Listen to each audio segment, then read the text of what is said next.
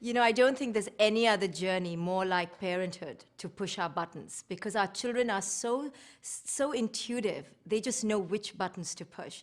And we, as parents, we're well-intentioned, but we don't seem to know what to do in the moment. And no amount of books we've read or parenting manuals we've looked at or therapists we've visited, none of the advice seems to stick. And the reason it doesn't stick is because everything is happening within the energetic stance of the relationship. So unless the therapist is right there with you, or the author of that book is right there with you, nothing is going to help. The only way a parent can realign their relationship with their child is if they understand how to energetically shift the relationship. So I'm going to give you an example of how I helped one of the parents do this. This mother and father came, and their 16-year-old was accused of stealing $200 from the mother. And the 16-year-old was besides himself. And he said, that's it, they're going to send me away to a hostel, they're done with me. They just don't understand.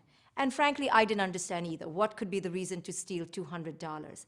But he later explained that he had been failing his chemistry exams.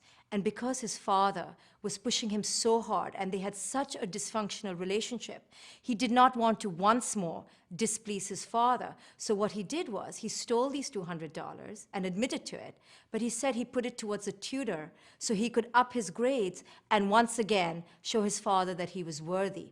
Now, the parents didn't know any of this, so the parents are being triggered. They believe their son is a thief. You know, we immediately enter lack and judgment, and we parents think we're psychic, so we can foretell. So these parents said, that's it, my child is this no-good loser who's going to be a thief, a pathological liar for life, unless I show them or show him who's the boss.